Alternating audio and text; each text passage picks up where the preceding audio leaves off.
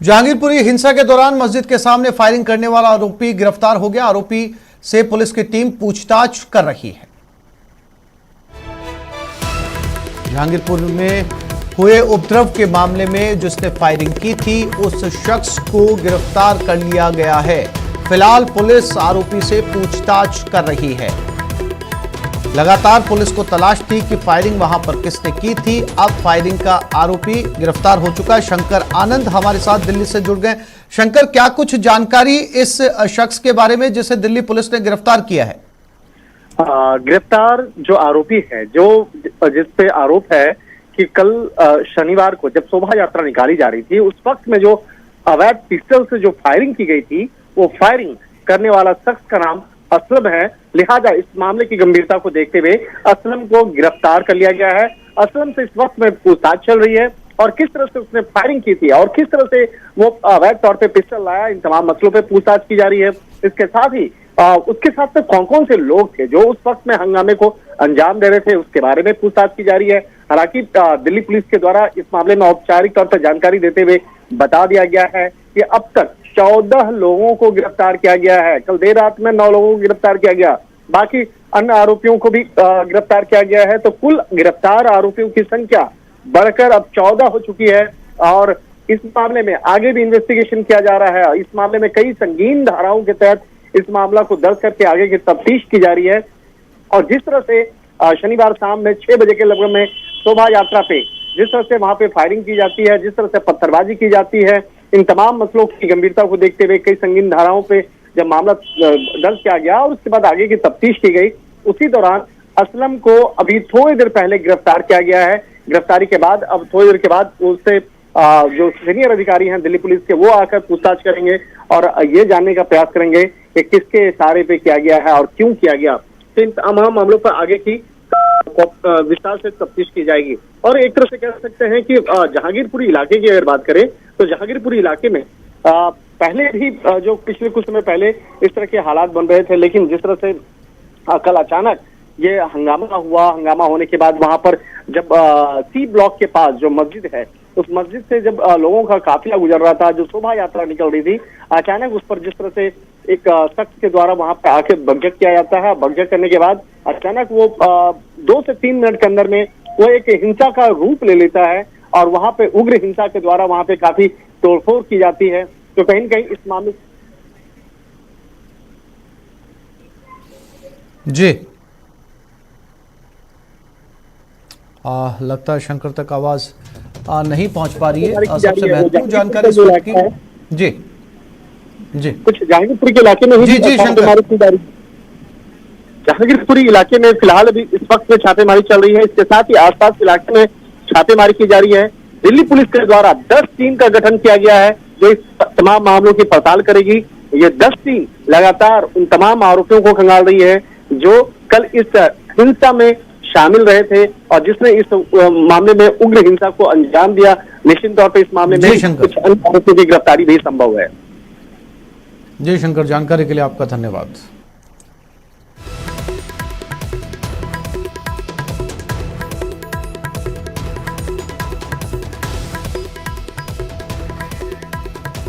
और अलवर में पानी के लिए हाहाकार मचा हुआ है। वहीं पानी की सप्लाई नहीं होने से नाराज वार्ड 24 की बीजेपी पार्षद सुमन चौधरी पानी की टंकी पर चढ़ गई। उन्होंने पानी की किल्लत से परेशान लोगों की समस्या के समाधान की मांग की।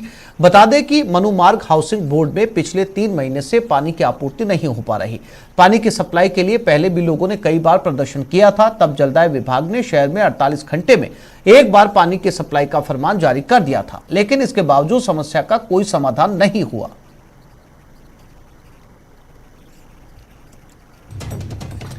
तो ये अलवर की तस्वीरें हैं जहां पार्षद सुमन चौधरी पानी की टंकी पर चढ़ी हुई हैं। मांग पानी की है, पानी की समस्या से समाधान की मांग कर रही हैं। आमतौर पर ऐसा बहुत कम देखा गया है, पानी की टंकी पर लोग अपनी मांगे मनवाने के लिए चढ़ते हैं, लेकिन इस तरीके के मामले बहुत दुर्लभ हैं जहां एक महिला जो है वो पानी की टंकी पर चढ़ी हो, वो भी पार्षद सुमन चौधरी इस समय पानी की टंकी पर हैं और पानी की समस्या के समाधान की मांग को लेकर ये पानी की टंकी पर चढ़ी हुई हैं।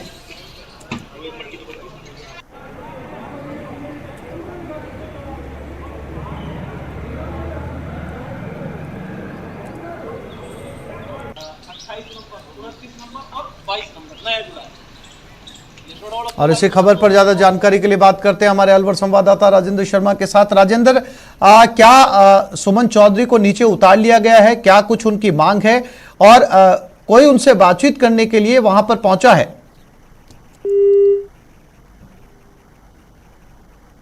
राजेंद्र, मेरी आवाज मिल रही है आपको? फिर से कोशिश करेंगे राजेंद्र से बात करने की। ये सुमन पार्षद हैं और ये पानी की टंकी पर चढ़ी हुई बैठी हैं। इनका कहना है कि पानी की समस्या का जल्द से जल्द समाधान किया जाए क्योंकि इलाके में पानी की जबरदस्त किल्लत है। पार्षद खुद चढ़ी है टंकी के ऊपर और यहां पर जो है वो प्रशासन से लगातार ये मांग इलाके के लोगों की, चूंकि ये अपने वार्ड की पार्षद हैं इसलिए अपने लोगों का प्रतिनिधित्व यहां पर कर रही हैं और इनकी मांग है कि जल्द से जल्द पानी की समस्या का समाधान किया जाए।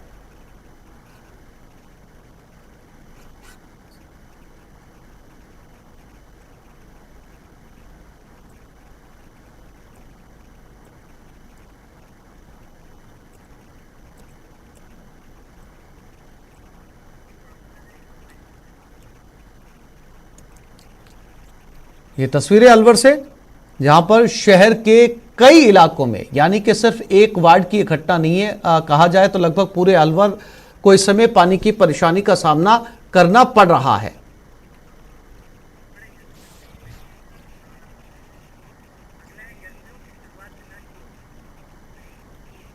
गर्मियों की शुरुआत के साथ टोंक में पानी की जो किल्लत शुरू हुई थी वो अब और बढ़ने लगी है।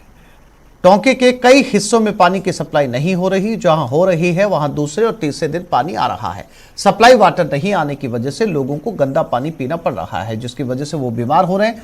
टोंके की शिव शक्ति कॉलोनी, कृष्ण विहार, वसंत विहार समेत कई इलाके हैं जहां पेयजल का भारी संकट है।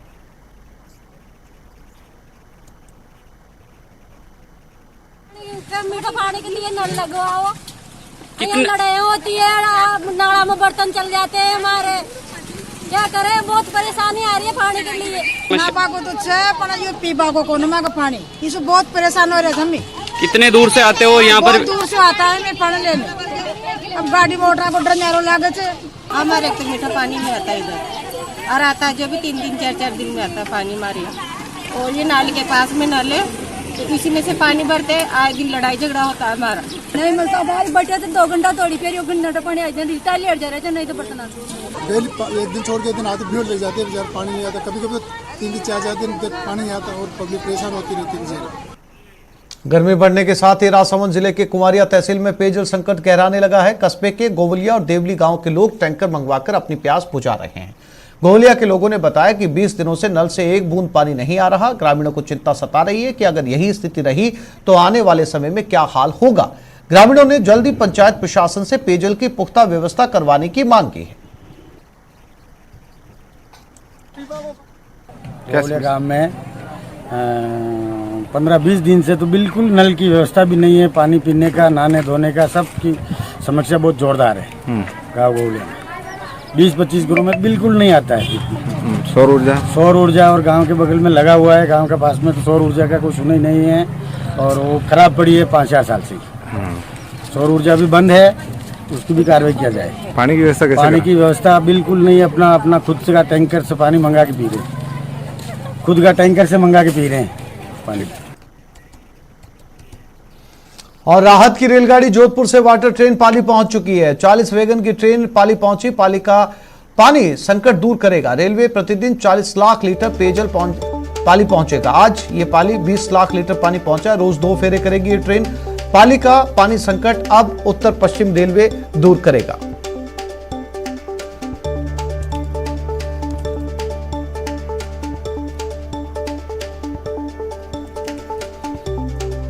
तो दिन में जोधपुर से पाली के वाटर ट्रेन 2 फेरे करेगी। उम्मीद की जा रही है कि जब तक पानी की किल्लत वहां पर है, पानी का संकट वहां पर है, ये 40 वैगन की ट्रेन रोज दिन में 2 बार जाएगी। उम्मीद की जा रही है कि इससे वहां की पानी की किल्लत को कम करने में आसानी होगी, समाधान होगा।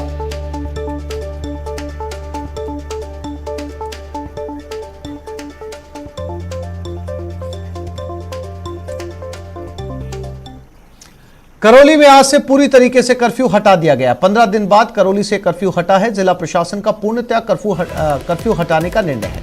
आज से कोई पाबंदी नहीं होगी। एहतियातन पुलिस जाब्ता तैनात रहेगा। पुलिस प्रशासन के अधिकारी कुछ दिनों तक शहर पर नजर बनाए रखेंगे।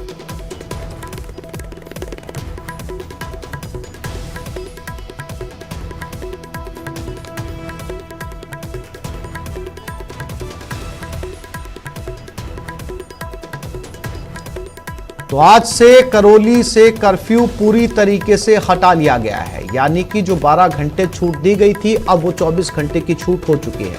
करौली वासी सामान्यतः अब कहीं पर भी आवागमन कर पाएंगे। उनके लिए किसी तरीके का कोई कानूनी प्रतिबंध नहीं है। करौली की जिंदगी सामान्य पटरी पर लौट आई है और अब कर्फ्यू वहां से हटा लिया गया। हालांकि कर्फ्यू हटाने के बाद कुछ समय तक पुलिस जाब्ता वहां पर मौजूद रहेगा, जो शहर में हालात पर नजर बनाए रखेगा।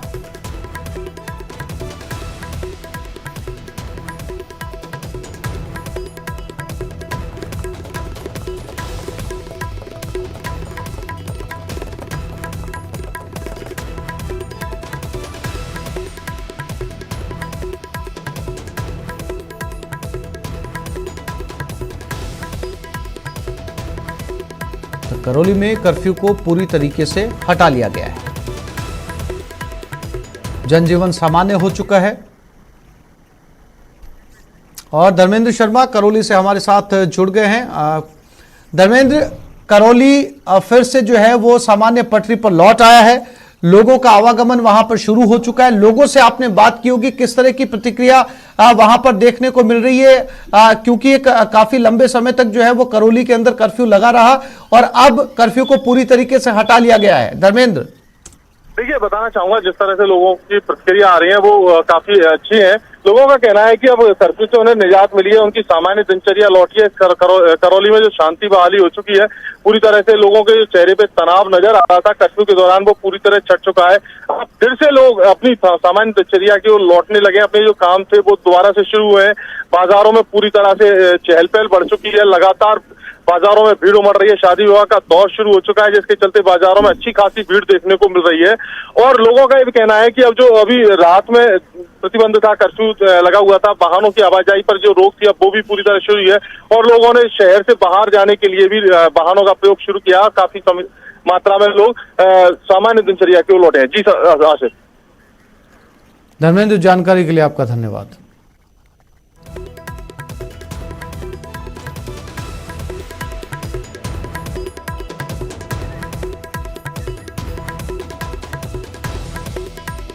और ये खबर सीकर से, कमरे में पति पत्नी और बच्चे का शव मिला। शव मिलने से इलाके में हड़कंप मच गया। नीम का थाना इलाके के गावंडी की यह घटना बताई जा रही है। महिला और बेटे के शव चारपाई पर मिले। पति का शव फंदे से लटका हुआ मिला। मौके पर पुलिस ने शव को पहुंचकर उतारा और मोर्चरी में रखवा दिया। मामले की फिलहाल जांच में पुलिस जुट गई है।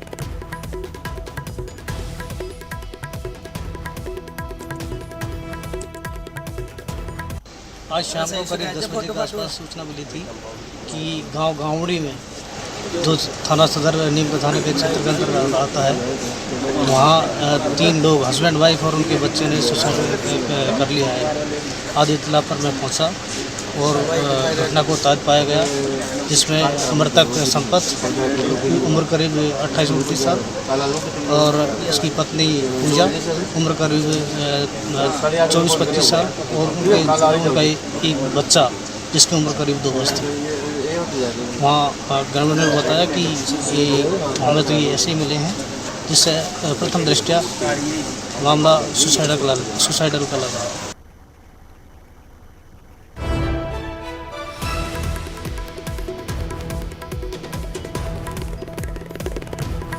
शव मिलने से इलाके में हड़कंप है, बताया जा रहा है। पुलिस इसे प्रथम दृष्टया सुसाइड का मामला मानकर चल रही है, क्योंकि जिस कमरे के अंदर इन तीनों के शव मिले हैं वो कमरा अंदर से बंद था। इसलिए पुलिस जो है ये जानकारी जुटाने की कोशिश कर रही है कि आखिर जो है वो ये सुसाइड है या हत्या है, और अगर सुसाइड है तो इसके पीछे कारण क्या है। चूंकि पुलिस ने जो प्रथम दृष्टया जांच की है उसमें कहीं से भी ऐसा पता नहीं चल पा रहा है कि किसी बाहरी व्यक्ति ने आकर जो है इन तीनों की जान ली है। चूंकि घर और कमरा अंदर से बंद था तो पुलिस ये मानकर चल रही है कि किसी वजह से, किसी निजी कारणों की वजह से इन्होंने आत्महत्या की है। पहले पति ने अपने बच्चे और पत्नी को मारा, उसके बाद में खुद की जान ली है। पड़ोसियों से बात करने की कोशिश की जा रही है, आसपास के लोगों से पता करने की कोशिश की जा रही है कि आखिर इस हत्या या आत्महत्या के पीछे क्या वजह हो सकती है, और पड़ोसी भी बहुत ज्यादा सटीक जानकारी फिलहाल पुलिस को नहीं दे पाए हैं।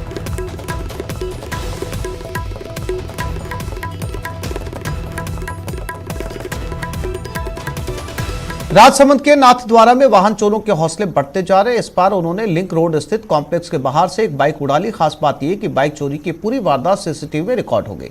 आप इन तस्वीरों में देख सकते हैं कि बाइक चोर ने किस तरह कुछ ही सेकंड में बाइक का हैंडल लॉक तोड़कर उसे चोरी कर लिया।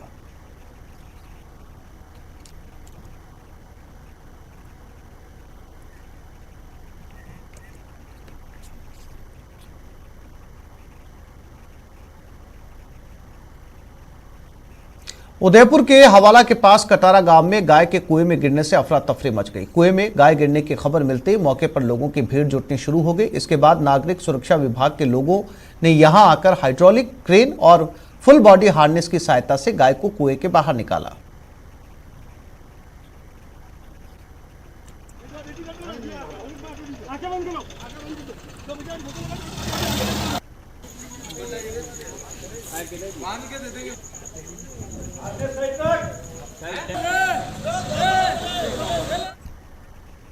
रीट पेपर लीक को लेकर राजस्थान में खूब हाय तौबा हुई, जिसके बाद गहलोत सरकार एक्शन में आई और सख्त नकल विरोधी कानून ले आई। अब जुलाई में एक बार फिर प्रदेश में रीट परीक्षा की तैयारी जोरों पर है, लेकिन परीक्षा से पहले फिर से परीक्षा पर पॉलिटिक्स शुरू हो चुकी है। देखते हैं इस रिपोर्ट में। रीट परीक्षा पर अग्नि परीक्षा, जुलाई में रीट परीक्षा की तैयारी, सरकार तैयार, सियासत शुरू। परीक्षा से पहले परीक्षा पर पॉलिटिक्स।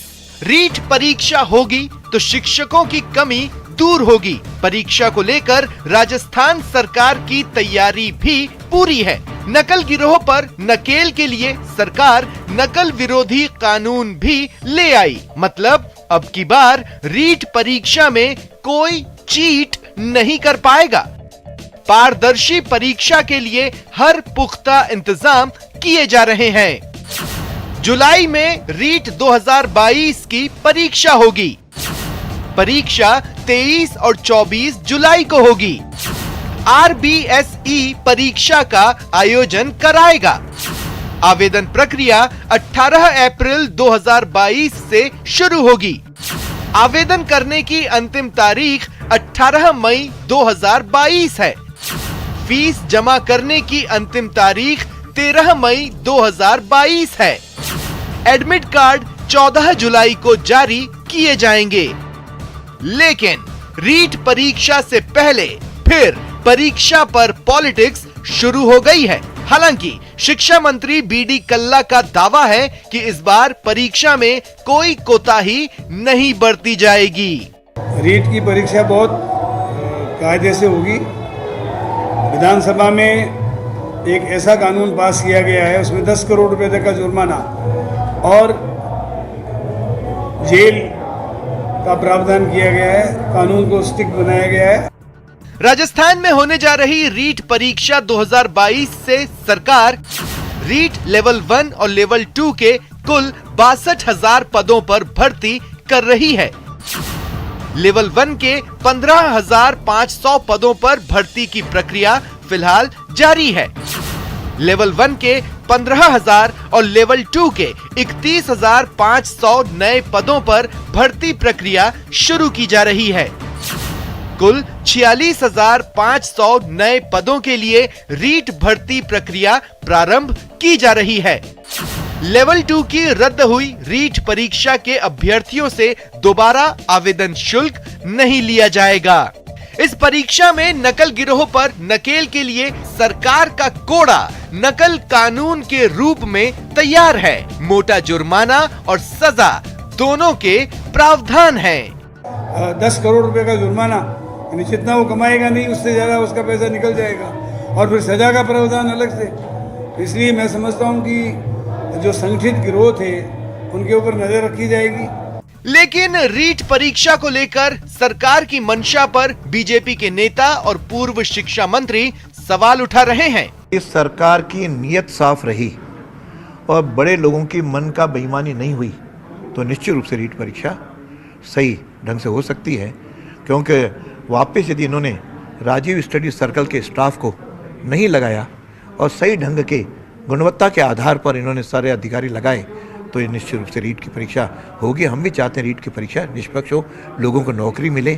सियासी बयानबाजी अपनी जगह है, लेकिन रीट परीक्षा पर सरकार की अग्नि परीक्षा जरूर है। बेरोजगार भी भर्ती परीक्षा का बेसब्री से इंतजार कर रहे हैं। सफल होने पर 46,000 से ज्यादा बेरोजगारों को रोजगार मिलेगा और शिक्षकों की कमी से जूझ रहे विभाग को राहत।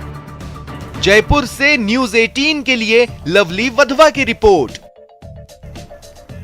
यूडीएच मंत्री शांति धारीवाल ने कोटा में हिट एंड रन के पीड़ितों से अस्पताल में मुलाकात की। उन्होंने डॉक्टर से घायलों के सेहत की जानकारी भी ली। इस मौके पर उन्होंने पीड़ित परिवार को 1 लाख रुपए की सहायता राशि का चेक सौंपा। उन्होंने पीड़ित परिवार को और भी कई योजनाओं का लाभ दिलाने का आश्वासन दिया है।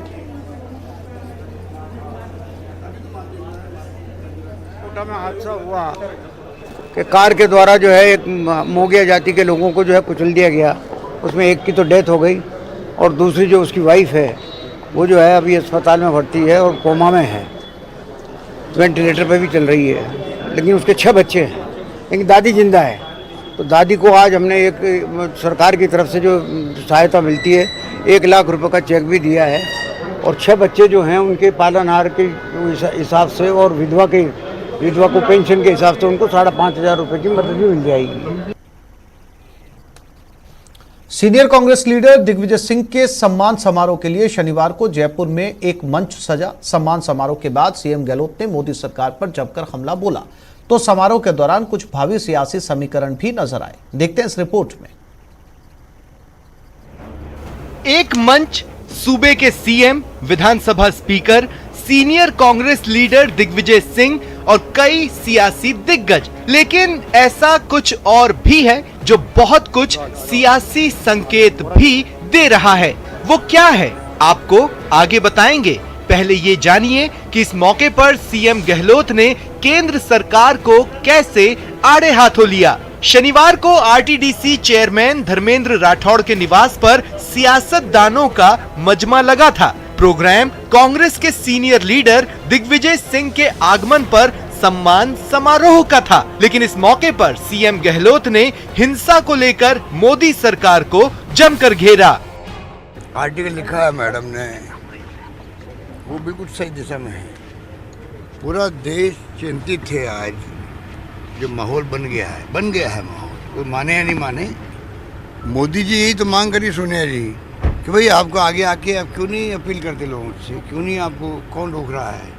मीडिया ने सवाल किया तो दिग्विजय सिंह ने भी अपना दम दिखाया और साफ साफ कहा कि प्यार और सद्भाव के लिए लाख मुकदमे भी उनको मंजूर हैं।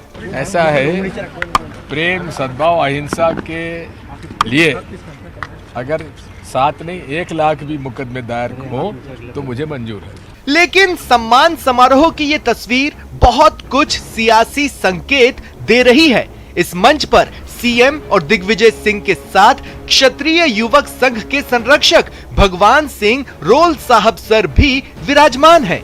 ऐसा माना जा रहा है कि भगवान सिंह का मंच शेयर करना आगामी राज्यसभा चुनावों को लेकर कोई बड़ा सियासी संकेत है।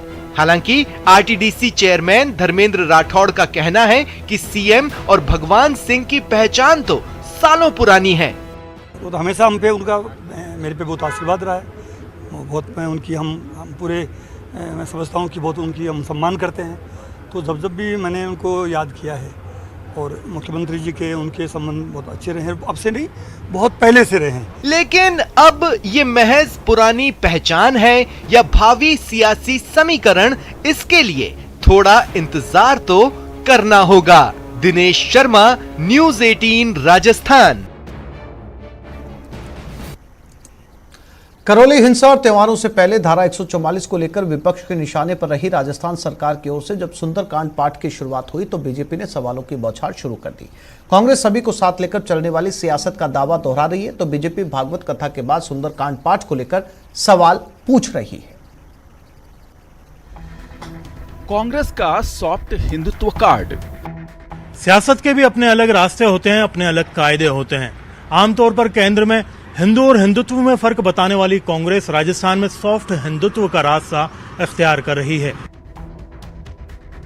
पहले भागवत कथा, अब सुंदरकांड पाठ।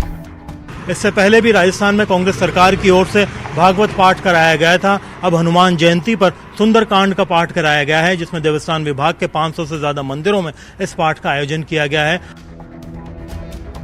देवस्थान विभाग करा रहा सुंदरकांड पाठ।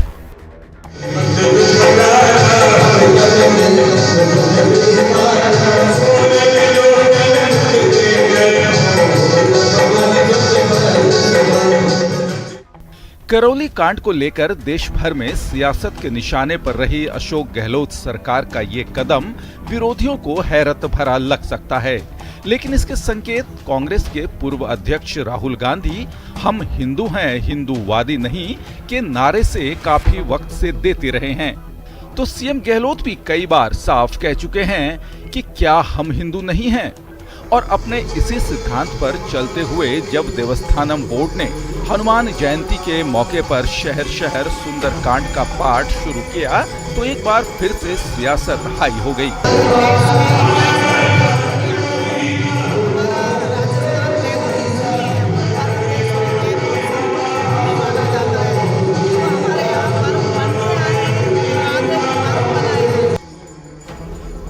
राज्य में पहली बार देवस्थानम बोर्ड के अधीन प्रत्यक्ष प्रभार के मंदिरों में रामनवमी पर रामायण पाठ और हनुमान जयंती पर सुंदरकांड पाठ का आयोजन कराया गया, लेकिन गहलोत सरकार की ओर से कराए जा रहे सुंदरकांड पाठ पर बीजेपी कई तरीके से सवाल उठा रही है। क्योंकि कांग्रेस ने कभी सदैव तुष्टिकरण किया, आपने करौली की घटना देख ली, और इसलिए चूंकि बहुसंख्यक समाज जाग चुका है तो कांग्रेस तो वोट की राजनीति करती है, इसलिए बहुसंख्यक समाज को खुश करने के लिए ऐसा कार्यक्रम हाथ में लिया है। कांग्रेस आप चाहे पाठ कराए, चाहे चालीसा कराए, चाहे कुछ भी कराए, जनता इनको बख्शने वाली नहीं है। सिर्फ दिखावा करने की कोशिश की जा रही है। इनके मन मस्तिष्क के अंदर आज भी तुष्टिकरण की राजनीति हावी है, और ये कितने ही इस तरीके के दिखावा के कार्यक्रम कर ले, जनता इनको माफ करने वाली नहीं है। हनुमान जी की पूजा अर्चना पाठ होना यह तो शुभ लक्षण है, लेकिन हनुमान जी कभी भी रामद्रोहियों को क्षमा नहीं करते हैं। तो जिस तरह के रामद्रोह को पालने पोसने का काम जिहादी शक्तियों के माध्यम से श्रीमान अशोक गहलोत कर रहे हैं, हनुमान उनसे प्रसन्न नहीं हो सकते। एक तरफ बढ़ता तापमान तो दूसरी ओर राजस्थान में सियासी पारा भी हाई है। बीजेपी गहलोत सरकार पर जाति और धर्म के नाम पर तुष्टीकरण की राजनीति करने का आरोप लगा रही है। राजस्थान में भले ही विधानसभा चुनाव में अभी 1.5 साल का समय बाकी हो, लेकिन राजनीतिक दल वोटरों को साधने में जुट गए हैं। प्रदेश भर के जो राजस्थान सरकार के मंत्री और विधायक हैं, इसमें बढ़ चढ़ करके हिस्सा ले रहे हैं और अपनी नई सोच और नई तैयारियों का मैसेज देने की भी कोशिश कर रहे हैं। कैमरा पर्सन दिलीप चेची के साथ में अरबाज अहमद, न्यूज़ 18 के लिए जयपुर से। एक छोटे से ब्रेक के लिए रुक रहे हैं, जल्द लौटते हैं।